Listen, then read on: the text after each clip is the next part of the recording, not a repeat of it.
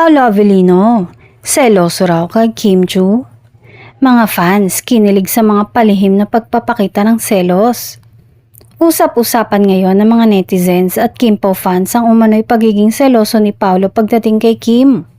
Sa dami ng pagkakataon na tila nagpapakita ng selos vibes ang aktor sa mga public appearances nila, hindi na napigilan ng mga netizens ang mag-react at kiligin. Sa mga TikTok clips at fan compilations, makikitang tila nakabantay si Paolo kay Kim tuwing may ibang lalaking lumalapit o nakaka-eksena ang aktres.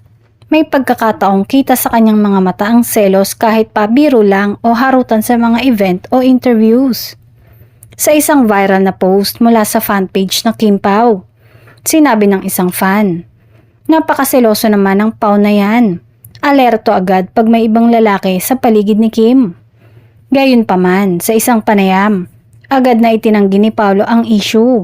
Ayon sa kanya, "Hindi ako seloso. Alam ko naman na trabaho lang ang lahat." Pero para sa fans, iba pa rin daw kapag nagsiselos ng palihim. Mas nakakakilig. Dagdag pa nila, kahit hindi aminin ni Paolo, kita naman daw sa kilos nito na may pagmamalasakit at pag-aalaga kay Kim. Kahit hindi pa umaamin ng direkta ang dalawa sa estado ng kanilang relasyon, ramdam na ramdam ng kanilang supporters ang matinding chemistry, on-screen man o sa likod ng kamera.